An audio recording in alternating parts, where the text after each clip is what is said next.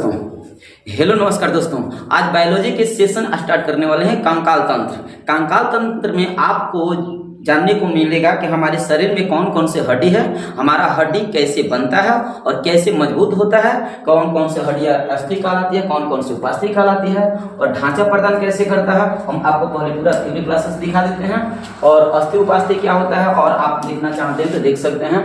बाह्य कंकाल तंत्र क्या होता है, आंतरिक कंकाल तंत्र क्या होता है, इसके बारे में जानोगे। मानव कंकाल में देखो आप, सबसे छोटी हड्डी, सबसे बड़ी हड्डी, चमकीला ब्यूटी बोन किसे कहते हैं, सबसे सुंदरता वाली हड्डी क्यों उसे बोला जाता है, कौन कौन होता है। इसके अलावा अनुबंधी कंकाल तंत्र में क्या आप पढ़ने वाले हो, अक्षीय कंकाल तंत्र में क्या पढ़ने वाले हो। उसके बाद लड़कियों का हड्डी और पुरुषों का हड्डी क्या एक ही जैसा होता है कि भिन्न भिन्न होता है। इसके अलावा हम आपको बता दें कि कौन कौन हड्डी कहाँ कहाँ पाई जाती है, ये भी जानोगे। इसके अलावा फाइनल जानोगे कि हमारे हाथ में कौन कौन सा हड्डी होता है, पैर में कौन कौन सा हड्डी होता है। इन सभी हड्डियों को ऐसे याद कर लोगे जैसे आप अपने घर परिवार के नाम याद कर लेते हो, ठीक ना। तो आइए हम शुरू करते हैं बारी बारी से। देखिए साहब, सबसे पहले याद रखना है, जो फोटो देख रहे हो आप गूगल पर खोजते हो, हम वृद्ध व्यक्तियों को खोज रहे थे। वृद्ध व्यक्ति में जो नाक में जो नथनी होता है, नथनी झुमका बोला जाता है, झुमका नहीं यार, दुका नाकों का पर नहीं सुन मतलब झूलेला नथनी तो हो गया, यहाँ से पहन कर ऐसे नथिया होता है, झूलनी, यही झूलनी पर गाना सुने हो ना, तो ये है झूलनी। तो ये वृद्ध व्यक्ति का नहीं मिल रहा था, इसलिए मजबूरी में हमें हीरोइनियों को ही लगा दिया। कोई बात नहीं, चलो शुरू करते हैं हम। मानव कंकाल तंत्र क्या होता है, इसे इंग्लिश में बोलते हैं ह्यूमन स्केलेटन सिस्टम। बायोलॉजी के सबसे महत्वपूर्ण एक टॉपिक में से एक होने वाला है, ठीक ना।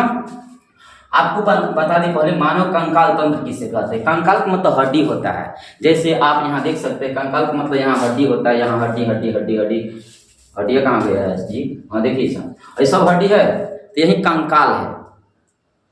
मतलब एक प्रकार से समझ सकते हैं, केवल हड्डी को कंकाल बोलते हैं, हड्डी को कंकाल बोलेंगे और कुछ नहीं, ठीक है। इसका परिभाषा क्या होगा, हमारे शरीर में पाए जाने वाले ऐसा अंग तंत्र जो आंतरिक ढांचा और रक्षा सुरक्षा करता हो, उसे हम क्या कहते हैं, कंकाल तंत्र कहते हैं। और थोड़ा सा समझो कि हमारा पैर मान लो कि टूट जाता है, तो अब जब जिस पैर मतलब जो पैर टूट जाता है, तो उस पैर से उठ पाना थोड़ा मुश्किल होता कि नहीं होता है। जब यहाँ से टूट जाएगा तो लचके लगेगा ऐसे ऐसे, जब लचकेगा तो इसका मतलब हम सीधा नहीं खड़ा कर सकते हैं। इसका मतलब ये है कि मानव कंकाल हमारा जो होता है वो हमारा ढांचा प्रदान करता है, आकार डिसाइड करता है। तो परिभाषा बताना, हमारे शरीर में पाए जाने वाले ऐसा अंग तंत्र जो आकार ढांचा रक्षा सुरक्षा करता हो, उसे मानव कंकाल तंत्र कहा जाता है। कंकालों के बारे में जब पढ़ाई लिखाई करोगे, कंकालों का अध्ययन क्या कहलाता है, कंकालों का अध्ययन क्या कहलाता है, तो आपको बात पता होनी चाहिए, ऑस्टियोलॉजी कहते हैं। क्या कहते हैं, ऑस्टियोलॉजी। कंकालों के बारे में पढ़ाई लिखाई करोगे तो उस विधि को क्या कहते हैं, ऑस्टियोलॉजी। जब दांतों के बारे में पढ़ाई लिखाई करते हैं तो उसे डेंटोलॉजी कहते हैं। कोशिका के बारे में पढ़ते हो तो उसे साइटोलॉजी कहते हैं, समझ रहे हो। उसी प्रकार कंकालों के बारे में अध्ययन करना, हड्डियों के बारे में अध्ययन करना क्या कहलाता है, ऑस्टियोलॉजी, ठीक है। आगे देखो, अब हम बता दें कि जो कंकाल आप देख रहे हो, कंकाल ये बनता कैसे है। तो याद रखना, ये जो हमारा हड्डी है ना, हड्डी दो पदार्थों से मिलकर बना होता है, कैल्शियम कार्बोनेट और कैल्शियम सल्फास्फेट। कैल्शियम कार्बोनेट और कैल्शियम फास्फेट से हमारा हड्डी बनता है, याद रखना। अब देखो बाबू, ये जो कंकाल हमारा होता है ना, कंकाल 206 हमारे शरीर में हड्डी होता है। वयस्कों में बात करते हैं, जो नौजवान होता है उसमें 206 होता है। नौजवान से नीचे आओगे, बाल्या अवस्था में रहोगे तो 208 रहता है। अब बचपना में क्या होता है ना, बचपन की अवस्था में उस समय 300 से ऊपर हड्डियां होती है, ठीक है। तो हमारे शरीर के अंदर जो कंकाल होता है वो अस्थि और उपास्थि से मिलकर बना होता है। अस्थि और उपास्थि दोनों से मिलकर तब जाकर कंकाल बना होता है। अब आप देखोगे अस्थि क्या होता है, तो जो हड्डी कठोर होता है, जैसे हमारा देखो हाथ की हड्डी कठोर है, कान की हड्डी नाजुक है, तो नाजुक हड्डी को हम उपास्थि कहते हैं और कठोर हड्डी को अस्थि कहते हैं। जैसे बताओ, ये जो लड़कियां देख रही, बाप रे कितना छदोल हो, मतलब ये जो कान देख रही, कान को हम उपास्थि बोलते हैं। नहीं, उपास्थि क्या होता है, एक प्रकार की कमजोर हड्डी होता है, नाजुक होता है, बहुत सॉफ्ट होता है, मुलायम होता है। ये आराम से छेदी इसमें किया जा सकता है, जो नक्षेदना आता है और छेदी करके चला जाता है, तो आराम से इसमें मतलब देख रहे हो, बाप रे 2 3 4 5 6 7 8 बाप रे 9 जगह छेद हो गया। खैर कोई बात नहीं, इनका शौक है। तो ये जो उपास्थि है ना, उपास्थि नाजुक होता है, जितना मन को उतना इसे मोड़ सकते हो, मोड़ सकते हो, कोई दिक्कत नहीं, टूटेगा नहीं।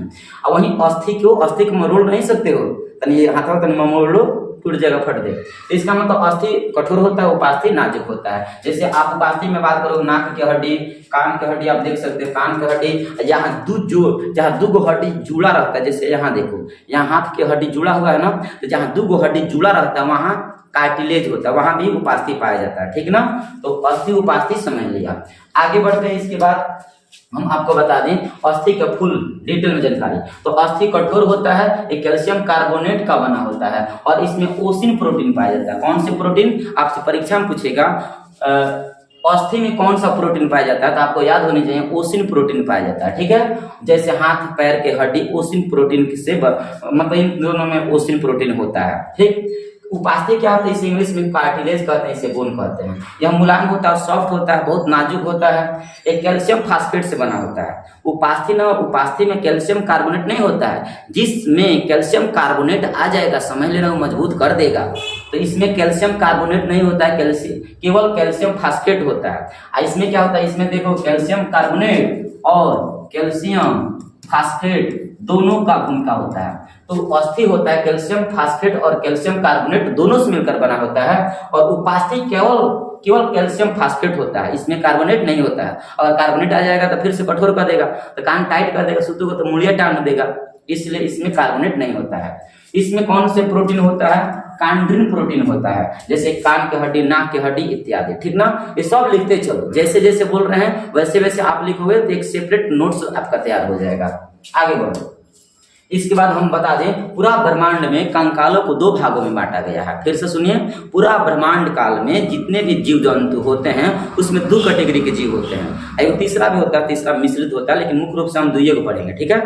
पहला एक होता है वैसे जीव जिनका कंकाल शरीर के बाहर होता है, उसे हम कहेंगे बाह्य कंकाल तंत्र। बाह्य कंकाल तंत्र किसे कहते हैं, ऐसे जीव जिनके कंकाल शरीर के बाहर होता है उसे बाह्य कंकाल तंत्र कहते हैं। वो संपूर्ण अंगों का रक्षा सुरक्षा करता है। जैसे आप देख सकते हो केकड़ा कह सकते हो, मच्छर कह सकते हो, मच्छर कह सकते हो, इसके अलावा घोंघा कह सकते हो, घोंघा समझ लो, डोका एक होता है। इसका पूरा का पूरा कंकाल शरीर के बाहर होता है, उसके अंदर कंकाल नहीं पाया जाता है। तो जावना जीव के ऊपर कंकाल होता है, शरीर के बाहर होता है, उसे बाह्य कंकाल तंत्र कहते हैं।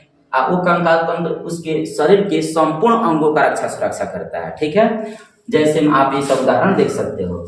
आंतरिक कंकाल तंत्र में क्या होता है, ऐसा जीव जिनके कंकाल शरीर के अंदर होता है उसे आंतरिक कंकाल तंत्र कहा जाता है।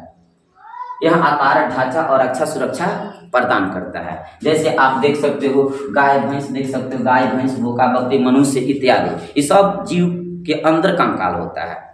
ओके, आगे हम बात करते हैं। इसके बाद आप